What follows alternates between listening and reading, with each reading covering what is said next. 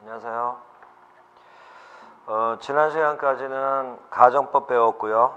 이번 시간은 84페이지 수동태. 수동태도 이제 굉장히 중요한 거고, 이 수동태 배우면서 이 내용을 좀 잘 기억을 해둬야지 이제 2단원 다음에 배울 부분이 좀 이제 영어에서는 좀 어려운 부분이거든요.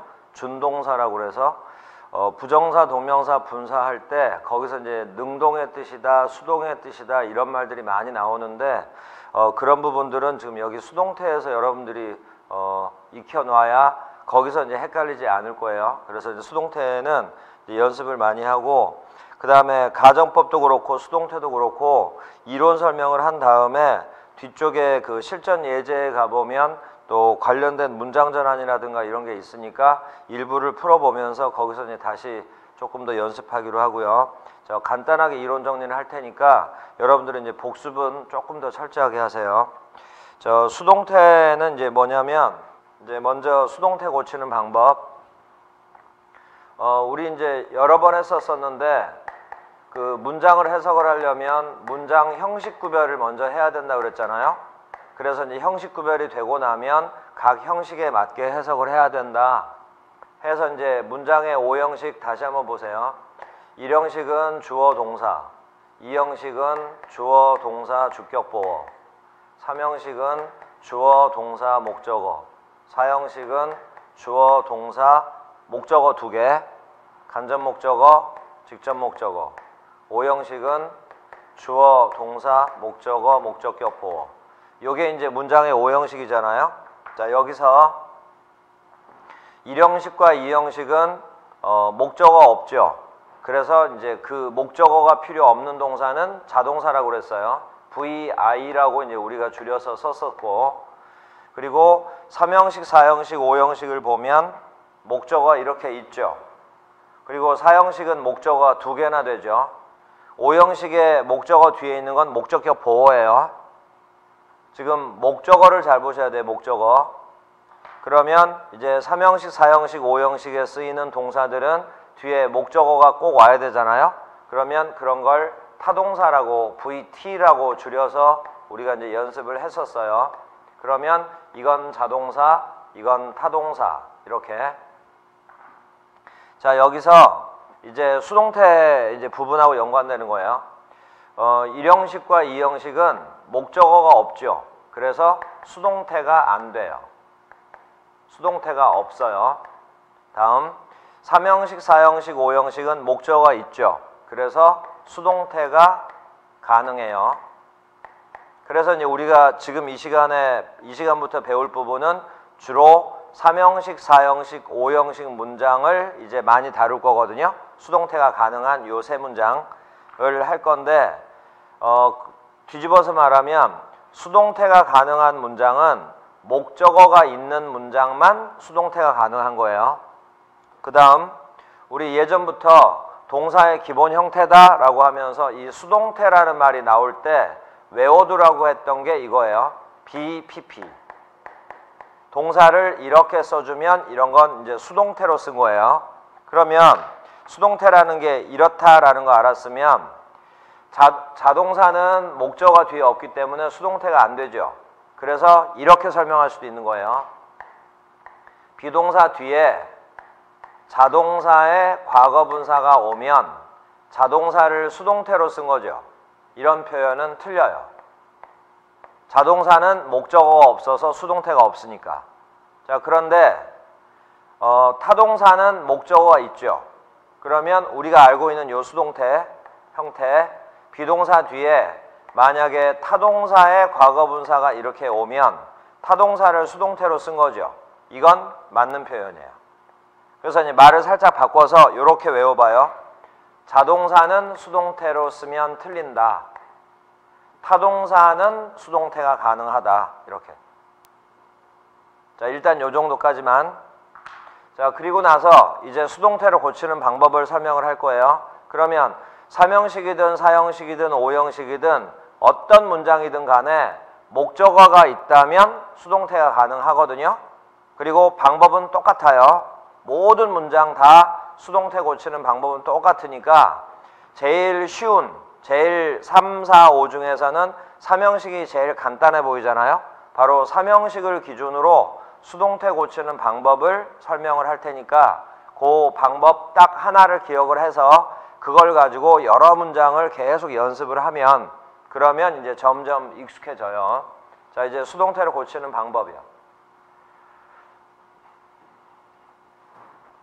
삼형식을 예를 들어서 하는 거예요. 수동태로 고치는 방법. 그러면 이제 주어, 동사, 목적어. 그리고 문장이 딱 끝날 수도 있겠지만 수식어들이 뒤에 쭉 붙어 있을 수도 있잖아요. 그래서 이제 수식어 이렇게 있다고 해요. 그러면 이 문장은 삼형식이에요. 그러면 이제 이 문장을 수동태로 고쳐라. 자, 이렇게. 먼저 이 문장에서 이렇게 목적어를 찾아야 돼요. 근데 만약에 목적어를 못 찾으면 수동태로 못 고쳐요. 고칠 수가 없어요. 그러니까 이 목적어를 잘 모르겠는 경우는 바로 이 형식 구별하는 연습을 더 해줘야 돼요. 그래서 이제 목적어를 찾을 수 있다면 이제 수동태로 고칠 수 있다고. 자, 이제 고칠 테니까 보세요. 목적어를 찾아서 목적어를 주어 자리로 보내요.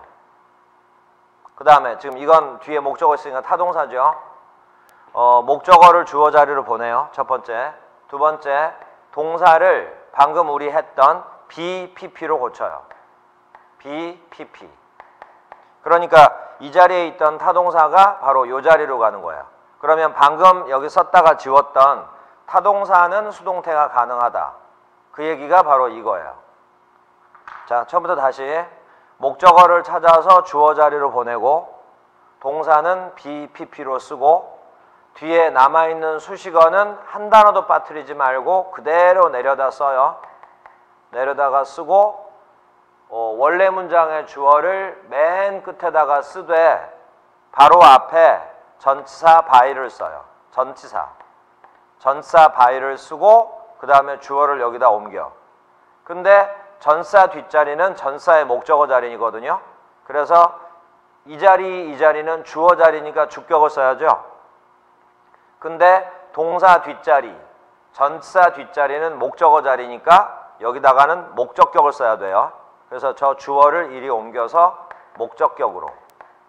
근데 이제 혹시 목적격에 대해서 잘 모르거나 그러면 앞쪽에 기초 부분 다시 한번 복습도 해보고 또 뒤쪽에 그 대명사 파트에 또 추가로 나오거든요. 그래서 그때 확인을 해주면 되는 거예요. 자, 이렇게. 이랬던 문장을 이렇게 바꾸면 요 아래 문장을 바로 수동태라고 불러요. 그러면 구별하기 위해서 아래 문장을 수동태라 부르면 윗 문장은 뭐라 부르냐? 우리가 알던 문장. 이건 능동태라고 불러요. 이러면서 능동, 수동 이런 말이 나오죠. 그러면 능동태는 능동태로 또 해석하고 이렇게 수동태로 써졌으면 또 수동태로 해석을 할 거 아니에요? 이러면서 이제 능동, 수동의 개념을 정확하게 여러분들이 이해를 해 놓고 나야 다음 단원에 이제 준동사가 좀 더 쉬워진다 이 말이에요. 여기서 능동, 수동 얘기 나왔죠. 자, 이런 거. 그리고 이제 국어에서 그 피동이라는 거 있을 거예요. 피동. 그게 수동이랑 같은 말이에요. 자, 이렇게 해서 이제 윗문장이랑 아랫문장, 윗문장에서 아랫문장으로 이제 바꾸는 연습을 했는데 그러면 윗문장, 능동태의 목적어가 주어가 됐으니까 혹시 윗문장과 아랫문장은 뜻이 반대가 되는 거 아니냐 이럴 수 있는데 능동태와 수동태는 뜻이 같아요. 다만 어디에 차이가 있냐면 능동태를 기준으로 들어요. 요 행동을 하는 걸 주어라고 그러죠. 그래서 이 동사의 행동을 하는 주어를 중심으로 써놓은 문장을 능동태라고 하는 거고 동사의 행동의 대상, 목적어를 중심으로 문장을 재구성해 놓은 거, 목적어를 강조하고 싶어서 목적어를 맨 앞으로 빼서 전체적인 것을 재구성해 놓은 것을 바로 수동태라 부른다고. 그 차이만 있는 거지 능동과 수동은 뜻이 같은 거예요. 그러니까 우리가 어떤 문장이 나오든 간에 해석을 할 수 있어야 되니까 수동태도 지금 그래서 배우는 거예요. 해석을 하기 위해서. 이런 문장을 만약에 안 배워버리면 이건 해석할 줄 알지만 할 수 있겠지만 이 문장은 해석을 못 하잖아요. 결론은 독해를 하기 위해서 또 이런 걸 배우는 거예요. 자, 다시 한번 능동태와 수동태는 뭘 강조하냐에 따라서 차이만 있다 뿐이지 결론은 같은 뜻이다. 능동태를 기준으로 목적어를 강조하고 싶을 때 수동태로 쓴다. 이렇게 알아두면 돼요. 그러면 뜻이 같기 때문에 그걸로 인해서 이런 특징도 생겨요. 능동태는 여기 타동사를 보면 시제가 나오겠죠. 현재, 과거, 미래가. 그러면 이랬던 시제가 수동태로 와도 똑같은 시제가 나와야 될 거 아니에요? 여기서 잘 들으세요. 능동태를 수동태로 고치고 나면 이 과거분사가 나올 거 아니에요? 과거분사 앞에 있는 이 비동사에 능동태의 시제를 다 넣어주면 돼요. 이렇게. 한 번만 다시 들어요. 과거분사 앞에 있는 비동사가 수동태의 시제를 결정한다. 그리고 당연히 능동태랑 같은 시여야 되고. 이렇게. 자, 하나 더.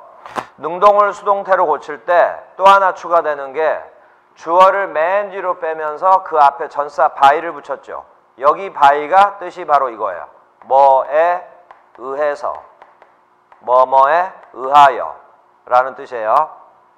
자, 이렇게 해서 이제 능동태를 수동태로 고쳤는데 이제 조금 조심할 부분. 먼저 첫 번째, 여기 이제 뒷부분과 관련해서 이제 조심할 게 있어요. 능동태를 수동태로 고쳐 쓰는 이유 중에 목적어를 강조하고 싶을 때 수동태로 쓴다고 그랬죠? 그 말은 뒤집어 말하면 이 능동태 문장에서 주어가 중요하지 않을 때가 있어요.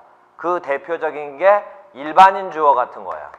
뭐 우리는 어떤 특정한 사람이 아니라 우리는, 사람들은, 그들은 이렇게 좀 막연한 사람들, 그런 거를 일반인이라고 부르는데 그럴 경우는 여기 주어의 내용보다는 이 목적어의 구체적인 내용이 더 중요하단 말이에요.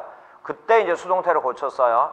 그러면 일반인이 있을 경우에 능동태를 수동태로 많이 고쳤으니까 그 문장을 수동태로 고쳤으면 일반인이 맨 뒤로 여기로 올 거 아니에요. 요때 by라는 전사가 오고 그 다음에 이제 일반인이 목적격 자리에 오겠죠. 바로 이걸 이렇게 써도 되지만 by 플러스 일반인을 통째로 생략할 수 있다. 이걸 기억해둬야 돼요. 생략이 가능하다. 이렇게. 그러니까 수동태 문장을 봤을 때 BPP가 있으면 뒤에 반드시 by 플러스 목적격이 있어야 되는 거 아니냐라고 할 수 있는데 없을 때도 있어요. 그때는 일반인이라서 생략을 한 거구나. 이렇게 기억을 해야 돼. 자, 또 하나. 자, 이제 마지막이에요. 그러면 여기만 배우고 나면 이제부터는 여러 가지 문장을 계속 우리가 배웠던 문장을 수동태로 고치는 연습을 하면서 이 수동태 문장에 익숙해지기만 하면 되는 거예요. 주어를 맨 뒤로 돌릴 때 지금 원칙적으로는 by를 쓴다고 그랬죠. by 말고 다른 전치사를 쓰기도 해요. 다른 전치사. 그리고 뒤에 목적격이 오는 건 똑같아요. 그러면 이 다른 전치사는 어떻게 외우냐? 그건 뭐에 의해서 결정이 되냐면 이 타동사가 뭐냐에 의해서 결정돼요. 조금 간편하게 여기 수식어가 없다고 한번 해봐요. 그러면 이랬던 삼형식 문장을 수동태로 고치게 되면 목적어가 여기, 동사는 BPP, 주어는 뒤로 빼서 전치사 플러스 목적격 이렇게 쓸 텐데 여기 타동사가 바로 여기에 내려올 거 아니에요. 타동사가 내려오면서 그 타동사만의 성질로 바로 이렇게 수거로 연결되는 거예요. 이렇게 수거로 연결이 되기 때문에 by 이외에 다른 전치사를 쓰는 경우는 우리가 귀찮지만 수거로 하나씩 암기를 해야 돼요. 그런데 독해를 하다 보면 또는 이제 여러분들이 그 중학교 과정에서 들을 때도 이미 알고 있는 수거들이 꽤 많아요. 그래서 그런 것들만 조금 더 확인을 해주고 바로 그 전치사가 by 대신에 쓴 전치사구나 라는 것만 그때그때 확인만 해주면 그러면 이제 우리가 쉽게 넘어갈 수 있는 부분인 거예요. 그리고 책에 by 이외의 전치사를 쓰는 경우는 어차피 수거로 외워야 되는 거기 때문에 다 정리를 해놨으니까 그런 걸 외워두면 또 어휘 문제도 여러분들이 충분히 맞춰낼 수 있어요. 자, 이런 식이에요. 자, 이제 이렇게 되는 거니까 공부하는 수동태 고치는 방법은 딱 요거 하나만 가지고 뭐 외울 건 외워야 되겠지만 요거 하나만 가지고 이제 우리가 연습을 하면 된다고. 그러면 한 문장을 연습을 할 테니까 그걸 가지고 한번 또 보세요. 예를 들어서 이런 문장이 있다고 해요. He wrote the letter. 그러면 이게 주어, wrote가 write의 과거, 동사, 그 다음에 the letter가 목적어 해서 삼형식이거든요.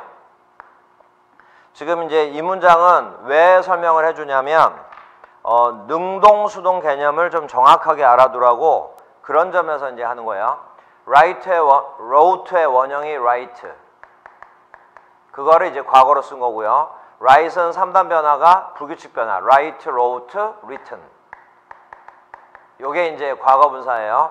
현재, 과거, 과거 분사. write, wrote, written. 불규칙 변화는 이렇게 이제 암기를 해야 되니까. 그러면 해석이요. 그는 편지를 썼다. 그가 그 편지를 썼다.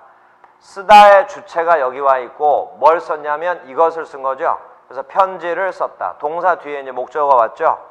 그러면 write를 이렇게 썼으니까 이건 능동형으로 쓴 거죠.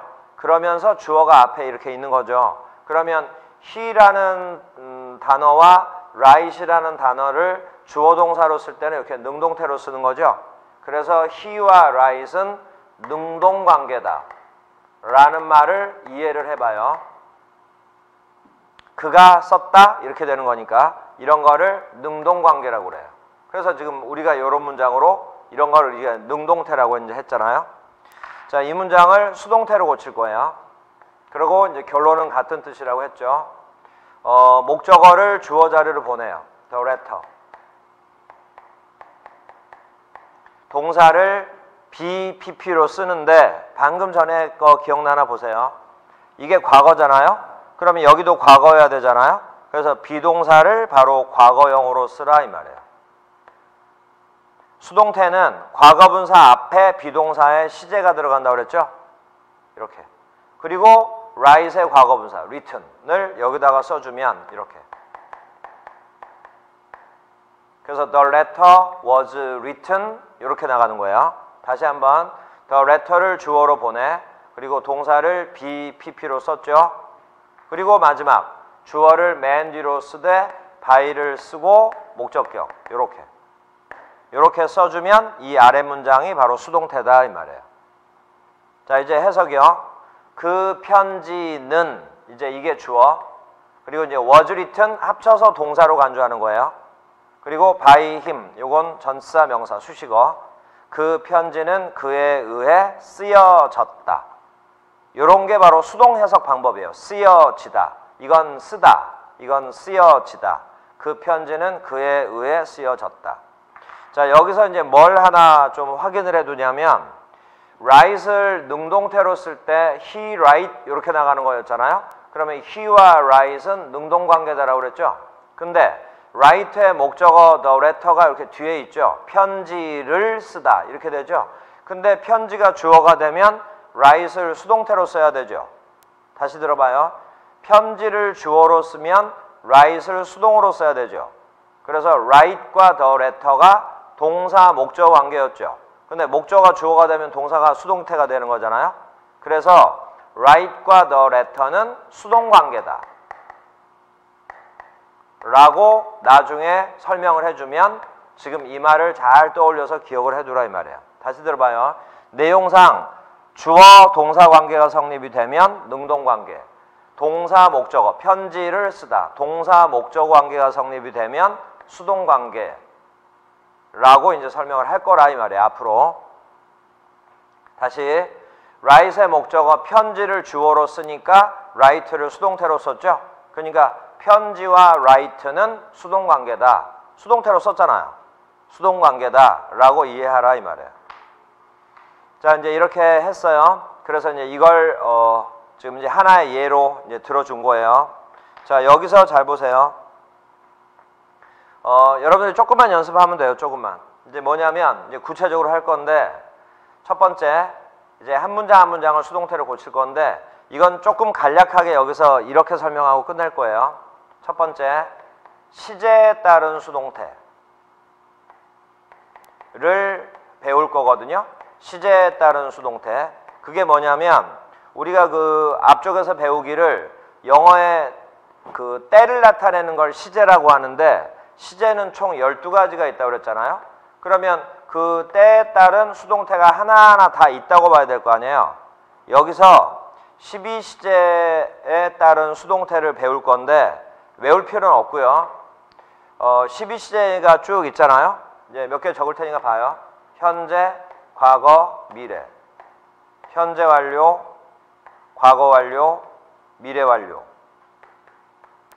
그리고 이 6개 진행형이 들어가서 진행형, 요거 3개, 요거 3개, 이 6개 다 들어가서 진행형이 들어가서 또 6개.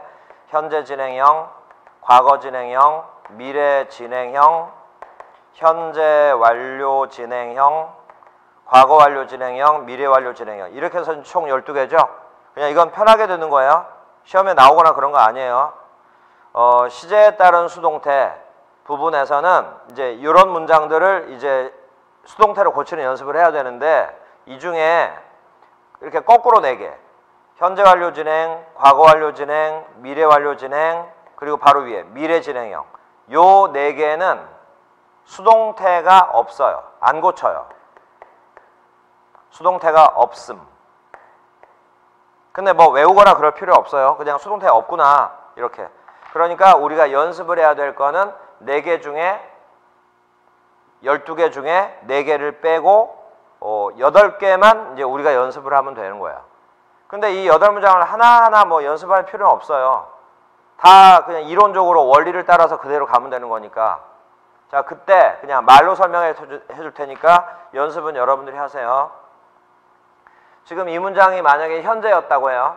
지금은 과거로 연습을 했었는데 만약에 현재였다면 이제 he가 3인칭 단수니까 right에다 s를 이렇게 붙였겠죠. 그럼 이제 완벽한 문장이 되는 거예요. 그는 그 편지를 쓴다. 만약에 요랬다면 수동태로 고칠 때 was만 is로 고치면 되겠죠. 그러니까 현재면 현재를 쓰면 되지, 비동사를. 그리고 과거면 과거를 쓰면 되는 거고. 그럼 이제 벌써 이 2개는 했잖아요. 근데 만약에 미래로 써라. 그럼 여기에 이제 will 쓰겠죠. 미래를 나타내려면 조동사 will 써야 되니까. 그리고 동사 원형 오는 거니까 s는 빠질 거고. 그러면 이게 미래잖아요. 그럼 이것도 미래로 그냥 써버리면 되는 거예요. 수동태는 그대로 둔 상태에서. 그러면 여기다가 이제 will이란 조동사를 넣어주면 되잖아요. 근데 조동사 뒤에는 동사 원형 오는 거니까 요걸 요렇게 고쳐주면 되는 거지. will be. 이렇게. 그러면 이것도 이제 끝났죠. 그 다음에 이제 완료 3개 남았고 진행형 2개 남았죠. 요걸 여러분들이 이제 좀 연습을 하라고요. 현재 완료를 예를 들 테니까 보세요. 이걸 현재 완료로 쓰면 이렇게 되겠죠. has written. 현재 완료죠. 그러면 시제가 똑같아야 된다 그랬죠. 그럼 비동사를 현재 완료로 써요. 이렇게. has been. 이게 답이에요. has written을 수동태로 고치면 has been written. 이렇게. 자, 이제 진행형을 예를 들 테니까 봐요. write을 진행형으로 써라. 현재 진행형. is writing. 이럴 거 아니에요? 그러면 현재 진행형이라는 걸 우리가 이렇게 읽을 수 있죠. 그래서 이런 문장을 수동태로 고쳐라. 그러면 write을 BPP로 쓰되 비동사를 현재 진행형으로. 이렇게. is right, is being. 형태가 조금 낯설긴 하겠지만 이렇게. 과거분사 앞에 있는 비동사를 현재 진행형으로 썼죠. 이렇게 써주면 된다 이 말이에요. 그래서 전에 그 12시제 우리 수업을 할 때 제일 강조했던 게 뭐냐면 내용은 나중에 알아도 되니까 형태를 여러분들이 연습을 잘 해놔라. 그래서 이 12시제 형태에 대한 연습을 조금 했잖아요. 요때 진행형 6개를 만들려면 앞에 있는 비동사만 이렇게 6가지 시제로 바꿔버리면 진행형이 쭉 된다고 그랬죠. 그걸 왜 강조했냐면 여기 수동태도 봐요. 이 비동사만 시제를 쭉 바꾸는 걸 계속 하고 있잖아요. 그러니까 진행형 만드는 연습을 제대로 했던 학생들은 수동태에서 비동사의 형태를 바로바로 바꿔버릴 수 있다고. 그러니까 앞쪽 게 조금 여러분들이 귀찮고 약간 어려운 부분이 있었더라도 철저하게 해버렸다면 수동태에서 이런 부분은 그냥 간단하게 하고 넘어갈 수 있는 거야. 자, 이렇게 자, 이제 아주 중요하다기보다는 여러분들이 연습을 하기만 하면 충분히 할 수 있는 부분이라서 이렇게 말로 설명을 해준 거예요. 자, 이게 교재에 어디 있냐면 85페이지. 85페이지에 맨 위에 3번. 문장의 시제에 따른 수동태라고 그래서 쭉 설명이 나온 거예요. 그래서 책에 하나하나 총 8가지 시제를 다 바꿔놨으니까 이걸 보고 여러분들이 연습을 하고요. 그리고 84페이지.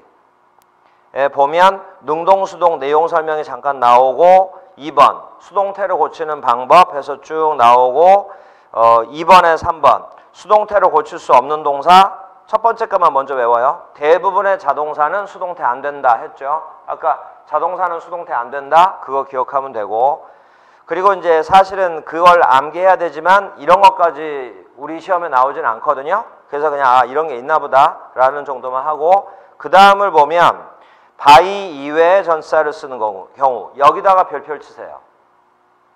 그래서 밑에 수거 정리가 일부가 됐죠. 만약에 이제 예전부터 독해 공부를 좀 많이 해와서 그 독해 속에 나오는 수거들을 좀 꾸준하게 외웠다면 벌써 이 수거들 중에 반은 아마 알고 있을 거예요. 그러니까 이렇게 눈으로 확인하면서 이게 바로 수동태랑 연관되는 거구나 라는 걸 알고 그게 바로 요 동사가 뭐냐에 따라서 이렇게 전사가 변하는 거라고 그랬죠. 암기해야 되는 거라고. 그걸 거기다가 정리를 해놨으니까 그리고 이게 어휘 시험에도 바로 나오거든요. 그러니까 이런 부분들을 여러분들이 이제 암기를 해놓으면 그러면 이제 금방 또 연관성이라든가 그걸 알게 되니까 그걸 이제 암기를 해놓으면 되는 거예요. 자, 그렇게 되고 그리고 이제 한 장을 넘기면 86페이지. 이제 또 다른 문장에 대한 이제 수동태를 배울 건데 맨 위에 4번 문장 형식에 따른 수동태라고 그래가지고 우리 지금 요게 3형식 문장이었는데 이제 수동태를 고치는 연습을 했잖아요. 그러면 이 문장을 가지고 잠깐 연습할 테니까 보세요. 이 문장은 he가 주어, is writing 현재 진행형, 요게 동사, the letter가 목적어인 3형식 문장인데 수동태로 고쳤어요. 그랬더니 The letter is being written by him. 조금 복잡하긴 하지만 이렇게 이제 고쳤잖아요. 요걸 만약에 분석해봐라. 편지가 주어, is being written. 요 세 단어를 합쳐서 동사. 그래서 수동태를 배움으로 인해서 문장의 동사의 형태는 이제 완전히 다 배운 거예요. 더 이상 없어요. 그리고 이제 이거 수식어 이렇게. 그러면 아래 문장은 1형식이 되는 거죠. 그래서 3형식 문장을 수동태로 고치면 1형식이 되는구나. 이렇게 확인이 됐죠. 자, 그러면 역시 이것도 너무 깊게 할 필요는 없으니까 참고로 들어보세요. 이해가 되는지. 이제 3형식 문장을 가지고 연습을 했는데 3형식 문장을 수동태로 고치면 1형식이 된다. 방금 했죠. 자, 다음 5형식 문장을 수동태로 고치면 2형식이 돼요. 이해되나 보세요. 이건 기호로 하기로 해요. 이걸 수동태로 고치면 똑같은 방식으로 목적어를 주어로 보내요. 동사를 BPP로 써요. 그리고 목적격 보어는 그대로 내려다가 써요. 아까 3형식에서 수식어 그대로 내리듯이. 그리고 주어를 맨 뒤로 빼서 by 플러스 목적격으로 이렇게 써요. 그러면 이게 이제 5형식을 간단하게 수동태로 고친 거잖아요. 그러면 이 문장을 분석을 해봐라. 주어, 동사, 그 다음에 이거, 그리고 이거 수식어 이렇게 됐죠. 자, 여기서 이해를 하세요. 능동태랑 수동태는 같은 뜻이고 목적격 보어는 목적어를 설명해 주는 거잖아요. 그런데 목적어가 앞으로 나가서 주어가 됐죠. 그러면 이 단어는 여기서 내려와서 윗문장과 아래 문장은 같은 뜻이니까 이 단어가 이제는 주어를 설명할 거 아니에요. 그래서 여기서는 바로 주격 보호라고 불러야죠. 그래서 5형식을 수동태로 고치면 2형식이 되는구나. 이렇게. 그래서 이제 이런 걸 여러분들이 연습을 하다 보면 문장 형식 구별에 대해서 약간 자신이 없었던 학생도 점점 더 익숙해진다 이 말이에요. 자, 그 다음 4형식을 수동태로 고치면 조금 특별해요. 뭐냐면 목적어가 2개였기 때문에 수동태도 2개예요. 간접 목적어를 주어로 하는 거 하나, 직접 목적어를 주어로 해서 쓰는 거 하나, 이렇게 2개가 된다고. 이제 또 하나, 목적어가 2개였기 때문에 간접 목적어를 주어로 꺼내도 직접 목적어가 남죠. 직접 목적어를 주어로 하는 수동태도 간접 목적어가 남죠. 그래서 요 수요동사 같은 경우에 사형식 동사가 수요동사라고 그랬으니까 수요동사 같은 경우에 능동태로 썼을 때는 뒤에 목적어가 두 개가 나오지만 수요동사를 수동태로 쓰게 되면 목적어 두 개 중에 하나가 나가고 하나가 남으니까 목적어 하나가 남잖아요. 그런 것도 이제 특징이라면 특징이에요. 그래서 사형식을 수동태로 고치면 삼형식이 된다. 그냥 이해 위주로 해. 이해 위주로. 자, 또 하나 이거 기억나나 보세요. 사형식을 삼형식으로 고쳐 쓸 수 있죠. 뜻 변화 없이. 근데 사형식을 삼형식으로 고쳤다고 해요. 그 문장을 수동태로 고치면 일형식이 되잖아요. 그래서 이렇게 설명할 수도 있는 거예요. 사형식을 수동태로 고치면 방금 그거 사형식을 수동태로 고치면 원칙적으로는 삼형식이지만 또는 일형식 문장이 나오기도 한다. 이렇게. 자, 이 정도로 뭘 외우거나 뭐 할 게 아니고 그냥 이렇다. 결론만 지금 잠깐 얘기해 준 거예요. 이 부분에 대한 설명이 거기 86페이지. 86페이지 맨 위에 4번 문장 형식에 따른 수동태 해서 1번 다음에 2번 사형식을 수동태로 고치면 삼형식이 되는 게 원칙이지만 일형식이 될 수도 있다.